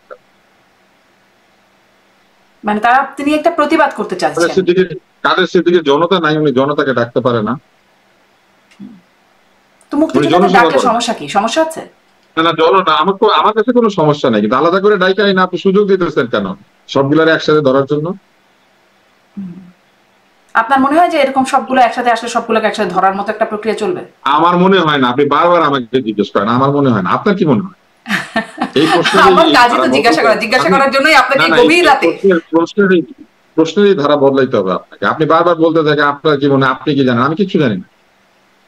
তাহলে কি আপনাকে ডাকাটাই ভুল হয়েছে ডাক্তার আব্দুল নূর তুষার? আপনি অনেক কিছু জানেন, আপনি অনেক কিছু বিশ্লেষণ করতে পারেন বলে আপনার বিশ্লেষণগুলো খুব এটা বদলাইতে হবে। কারণ আপনি আমাকে বারবার জানতে চাচ্ছেন এটা কেন করছে, ওইটা কেন করছে, কে কোনটা কেন করছে আমি কেন বলবো না, কে কোনটা কেন করেছে সেটি আমার প্রশ্ন না ডাক্তার আব্দুল নূর তুষার। আপনি একটু খেয়াল করে আমার প্রশ্নগুলো শুনে, আমি বলছি এই বিষয়টা কেমন হলো, এটা কেমন বার্তা যাচ্ছে, এটা নিয়ে আপনার বিশ্লেষণ কি, এই হচ্ছে আমার প্রশ্ন। একটু আগে আমি আপনাকে কমন সেন্স নিয়ে গল্প বলছি, আপনি কি চান এখন আমি আবার কমন সেন্স নিয়ে গল্প বলি? আপনার যতটুকু কমন সেন্স আমারও ততটুকু কমন সেন্স। জি, সেই কমন সেন্স গুলো শেয়ার করেন, সেই কমন সেন্স গুলো শেয়ার করেন। প্রশ্ন করার কিছু নাই, যে প্রশ্নের উত্তর সবাই জানে, এটা এত কষ্ট করে প্রশ্ন করতে হয়? আপনার সাথে আমার এখন তর্ক হইতেছে। আমার মনে হয় না আসলে আমরা সবাই এই প্রশ্নগুলোর উত্তর একই ভাবে জানি, এক একজন এক এক রকম ভাবে জানে, সেজন্য আমি জানি না, আমি বলেছি আমি জানি না। হ্যাঁ, আচ্ছা, আপনি এটাই জানেন না। আপনি কি এই বিষয়টি একটু বলতে আগ্রহী হবেন যে মানে আমাদের আইন শৃঙ্খলা পরিস্থিতি একটু খারাপের দিকে, বলেছেন আমাদের স্বরাষ্ট্র উপদেষ্টা আর কি সম্প্রতি মবের ঘটনা প্রসঙ্গে তাকে একটু খারাপের দিকে না, আইন শৃঙ্খলা পরিস্থিতি অনেক খারাপ, এটা উনি বললেই হবে না। যেমন এটা আমরা দেখতে পাচ্ছি, এটা আমি যে জনগণ এটা আমি মন্তব্য করতে পারি, কারণ আমি তো জনগণ, আমি তো রাস্তায় থাকতে, আমি তো দেখি, আমি তো প্রতিদিন দেখতে পাই শুনতে পাই, কিন্তু এটা আমি এটার মধ্যে বাস করি। অনেক ধন্যবাদ ডাক্তার আব্দুল নূর তুষার। উপস্থাপনার বা প্রশ্ন করার মানে জায়গায় ভিন্নতা থাকবে বলে আপনার একটা অনুষ্ঠান আমার একটা অনুষ্ঠান। আপনার বয়স 35 হয় নাই, বুঝছেন? আমি 35 বছরের বেশি উপস্থাপন। অনেক ধন্যবাদ ডাক্তার আব্দুল নূর তুষার। এটা ঠিক না, আমার বয়স 35 হয় নাই। আজকের মতো বিদায় নিচ্ছি, ধন্যবাদ দর্শক সাথে থাকবার জন্য।